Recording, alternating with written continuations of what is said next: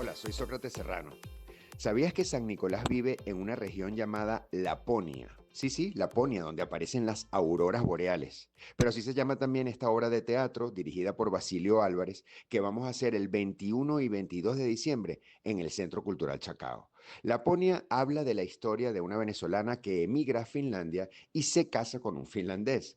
Tienen una hija que se llama Aina, pero la hermana va a visitarla con su esposo, ambos muy venezolanos, y su hijo Carlitos, porque quieren conocer a San Nicolás. Pero se encuentran con una sorpresa. Cuando llegan, Aina le cuenta a su primo Carlitos que San Nicolás no existe.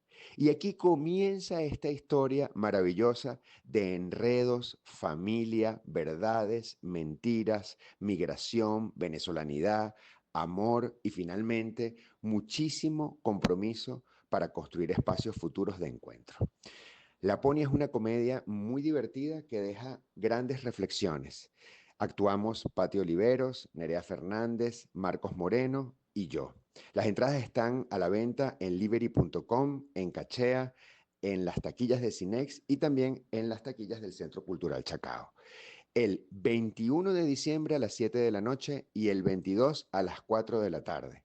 Laponia, del grupo Esquena. Los esperamos. Estrategia de convergencia. De los datos a la noticia. Gladys en éxitos.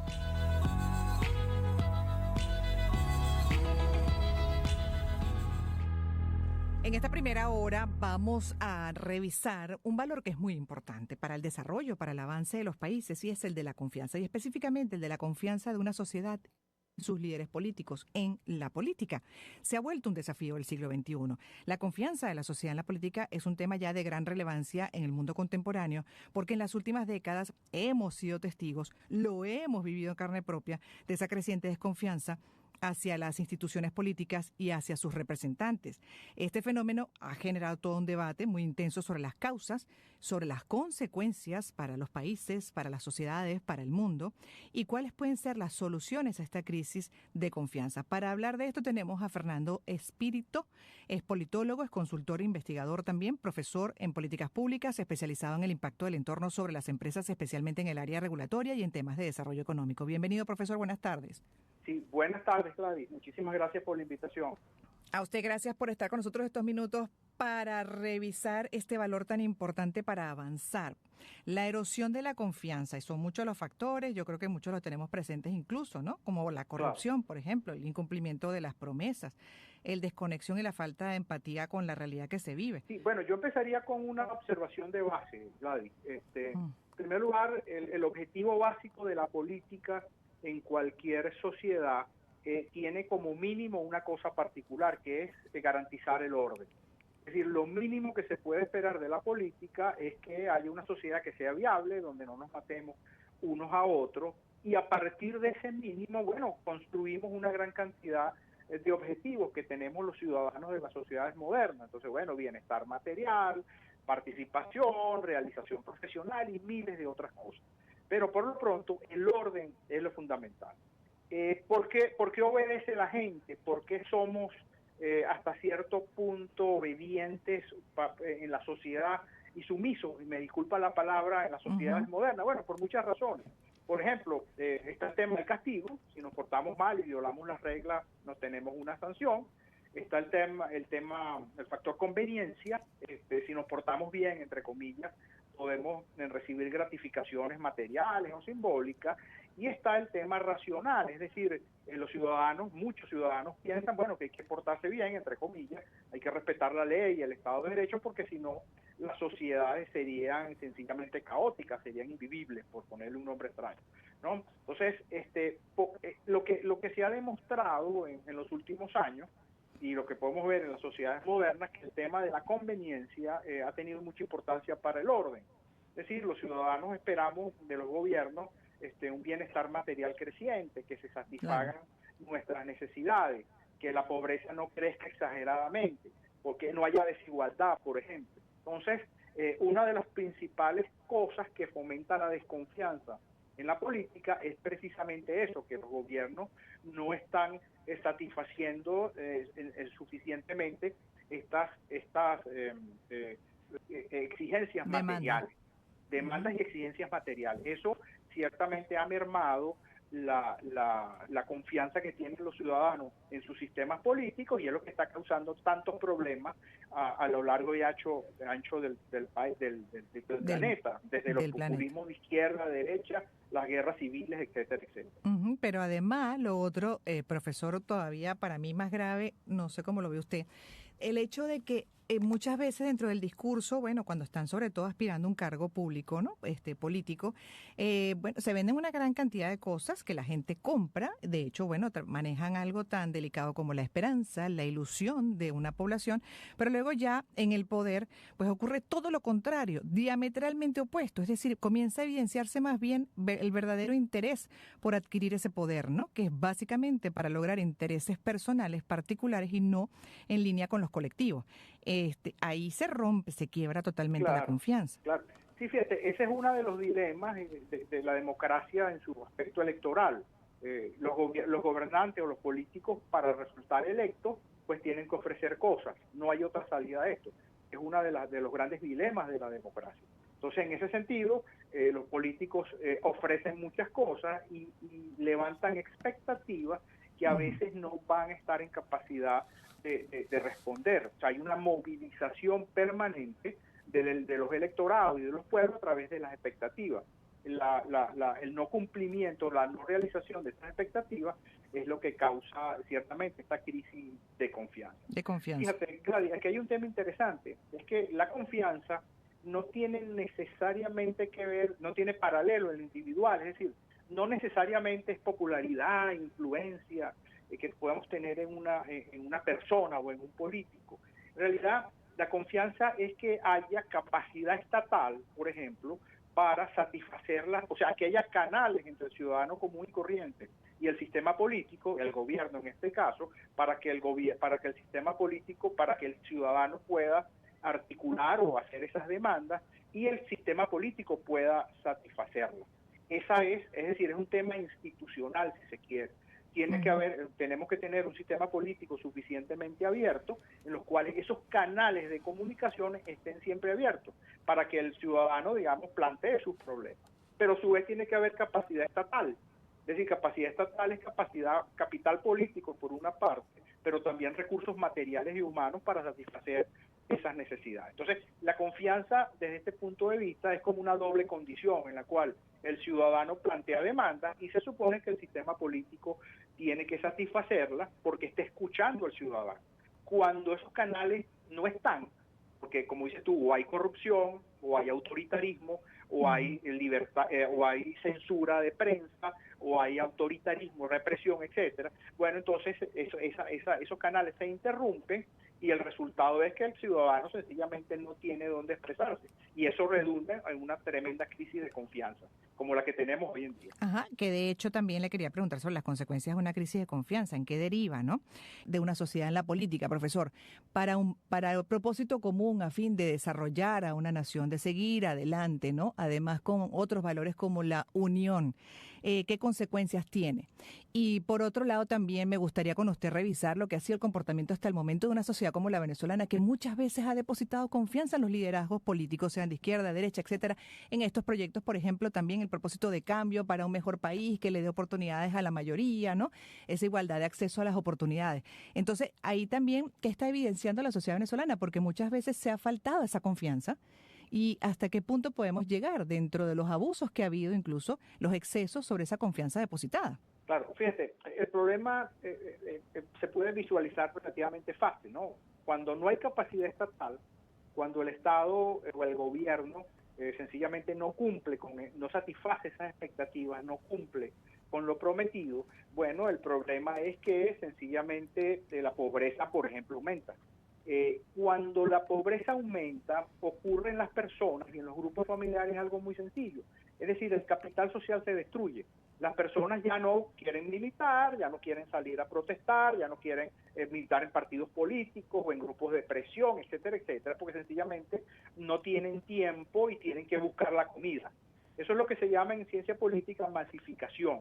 Entonces, claro, la masificación implica que tú te retiras, la persona y el grupo familiar se retiran de la sociedad, de la reflexión política o de la acción social, porque bueno, está en el día a día de su sobrevivencia. Y porque tampoco le ve sentido, profesor.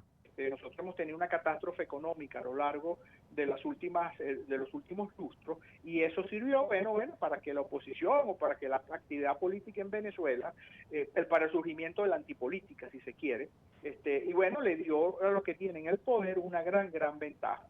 Lo que está planteado en este momento, entonces, bueno, claro, la masificación de la gente, de la sociedad, es un punto a favor del gobierno. Lo que estamos viendo en Venezuela es que ese tejido social se está recomponiendo. Yo lo veo con mucho optimismo.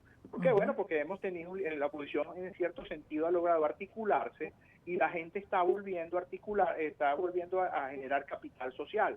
Si quiere participar, fíjate, las elecciones, en este caso, son muy importantes en ese sentido. Entonces, bueno, Venezuela tiene una historia muy larga de fortalecimiento del tejido social, de participación de política, pero también tenemos una historia muy grave y muy triste, si se quiere, bueno, de destrucción del tejido social. Claro, profesor, pero uno ve con lo que le decía de que la sociedad venezolana ha evidenciado ser muy resiliente, pero dentro de eso, incluso a pesar de los niveles altos de desconfianza que ha habido, y bueno, hemos tenido momentos cumbres, ¿no?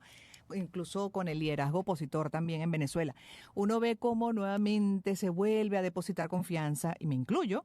Y bueno, sí hay un liderazgo efectivo que valore ese apoyo, esa mancomunidad, ese esfuerzo nuevamente, incluso hasta los riesgos, ¿no? Y lo sabe canalizar adecuadamente, el resultado puede ser muy favorable para todo el país. Caso contrario, si no se entiende, no se sabe interpretar nuevamente esa confianza que se deposita, pues ¿por dónde podemos llegar dentro de las muchas experiencias vividas? Por eso le preguntaba. Claro. Bueno, el problema es que ese ciclo permanente de ilusión, decepción, debe parar en alguna manera, ¿no? Debe parar de hecho, lo hemos visto en Venezuela a lo largo de los años, que los liderazgos despiertan una expectativa muy grande, la gente se desilusiona, se va para su casa y así sucesivamente. Entonces, claro, hoy estamos en un ciclo, no es mi percepción, es un ciclo de ilusión, la gente está como muy activada, pero el riesgo es que, andado el tiempo, si el año que viene no pasa nada, nosotros vamos a volver a un estado de desilusión, y así sucesivamente hasta que haya un desenlace. El desenlace puede, en la historia se llama, por ejemplo, revolución, por poner un caso, el sistema vuela por los aires. Pero entonces, ¿qué es lo que mi punto es muy sencillo? Es que en el largo plazo, para que ese ciclo de ilusión, desilusión no se mantenga y que salgamos de esa trampa, lo que tenemos que tener es un Estado y un gobierno con amplia capacidad político y administrativa. Y eso solo depende de que haya canales y que haya instituciones y canales fuertes que logren hacer una comunicación entre el ciudadano común y el sistema político. Si nosotros no construimos eso en el mediano y largo plazo, bueno, seguiremos en ese ciclo de decepción, de ilusión y de decepción que hemos tenido hasta estos momentos. Yo creo que ese es el gran reto que tiene la sociedad venezolana, el país como tal, y es construir un Estado con más institucionalizado. E institucionalizado significa que haya canales de comunicación expeditos entre el ciudadano y el sistema político. Y por eso es que en este momento Venezuela requiere un cambio político ya. Claro, lógico. Y para reconstruir la confianza de la que estamos ahorita hablando, justamente revisando como valor fundamental para avanzar, en el caso de Venezuela, además en medio de una crisis, hay que obligatoriamente también fortalecer los valores democráticos, ¿no? Y una actuación por parte del liderazgo congruente entre lo que se dice y lo que se hace, alineado a esos valores democráticos, ciudadanos, de vida. Así es, así es. Pocas palabras, se requiere un Estado que satisfaga las expectativas políticas por una parte y las expectativas materiales. Porque, te repito, en este momento la gente puede tener una clara conciencia democrática, pero en el largo plazo lo que implica, lo que va a hacer que el sistema logre estabilidad es que logramos vencer las restricciones materiales que tenemos en este momento, el tema de la crisis económica, por ejemplo. Y eso es una situación que se da aquí o en Suiza, ¿no? En cualquier parte del mundo. Sí. Los ciudadanos no están dispuestos a tolerar por mucho tiempo la privación de bienes públicos, por poner un caso. Cuando eso sucede, como es el caso de Venezuela, lo que queda es la represión. Y todo el mundo sabe que la represión no es un fenómeno de largo plazo. Claro, y garantizar, como dice usted, ese desarrollo económico para la mayoría, no para una minoría, pero también dentro de un marco de garantías, porque eso puede ocurrir por episodios también. Si no hay garantías y a largo plazo que evidencien robustez, solidez dentro de esos valores, ese marco democrático, eso no puede generar tampoco confianza, ¿no? Fíjate que los premios Nobel de este año, los señores Acemoglu y Robinson, plantearon cosas muy interesantes. Ellos dicen, por ejemplo, que la libertad y la prosperidad es el resultado. Ellos tienen un libro que se llama El Corredor Estrecho. Y ellos dicen, hay una cosa muy sencilla, el bienestar por una parte y la libertad por la otra es el resultado de que tú tengas un Estado y una sociedad que colaboren, que se detengan, como digamos, que se limiten unos a otros, pero también que colaboren. Es decir, una sociedad que se movilice, ¿okay?, por una parte, y por la otra parte, un Estado que tenga capacidad estatal suficiente para satisfacer las demandas. Algo tan sencillo, ¿no? Entonces, es precisamente ese corredor estrecho por el que circulan los países que hoy día son más libres y más prósperos. Y ese es el reto que tenemos en Venezuela. Sí, muchos retos por delante, pero bueno, le agradezco por lo pronto que haya estado estos minutos con nosotros en esta primera hora nacional para hablar de un valor tan importante como la confianza y específicamente dentro del marco de la política, la confianza de la sociedad en la política y en sus líderes políticos. Fernando Espíritu es politólogo, consultor, investigador, profesor en políticas públicas. Vamos a cerrar la primera hora, en unos minutos regresaremos ya para la segunda parte, para Caracas, pero que igual es nacional e internacional por ventanas digitales como Mundo UR, por YouTube, en breve más. A continuación.